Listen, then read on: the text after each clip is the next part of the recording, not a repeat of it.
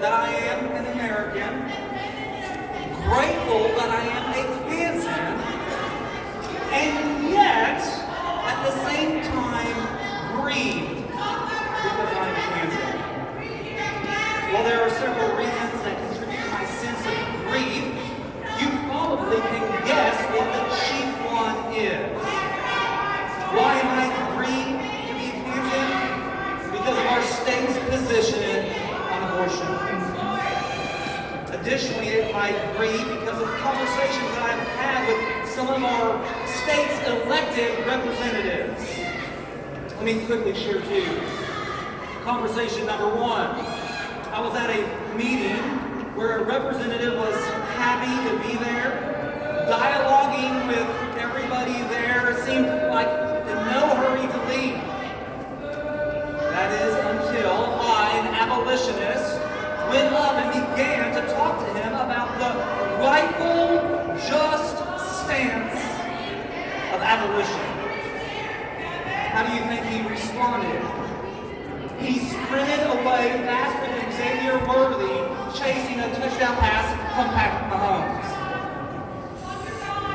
Conversation number two.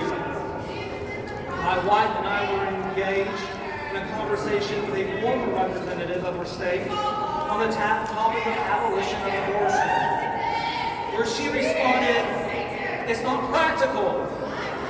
It will never happen. And we just need to take small wins when and where we can." Just a quick side note to we just need to take the small wins where and when we can.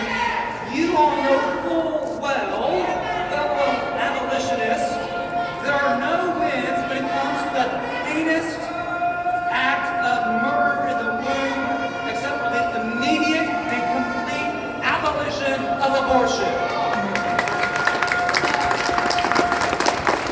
Apart from the abolition of abortion, we are left with only unjust, partial, and incremental laws. Back to the two conversations.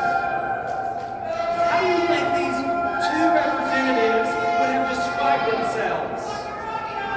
They were proud Republicans.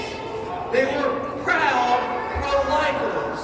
They were proud Christians who say they are against abortion and yet will not simply embrace abolition of abortion, but are contributing obstacles to the abolition of abortion in our state. I am, as I assume you are, grateful and grieved to be a Kansan. So how shall we live in light of this? Friends, no matter how impossible or predicament might seem in light of our political landscape, with God, all things are possible.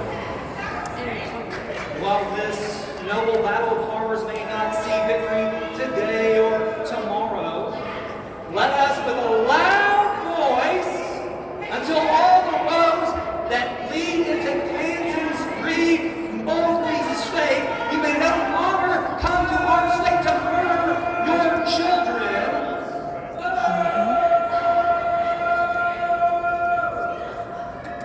And also, I want us to think about the indictment of the people of God at our time. Currently, we are under indictment. Why? We, the people of truth, this has already been said, gospel truth, seeking to know how God desires us to live as people, knowing right from wrong, we remain at large, not necessarily maybe us here gathered today, but at large we factor our congregations and professing believers across our state and nation, we remain silent while the opposition is loud. So let us be a loud voice. A voice of compassion, a voice of love, a voice of truth, a voice that will say,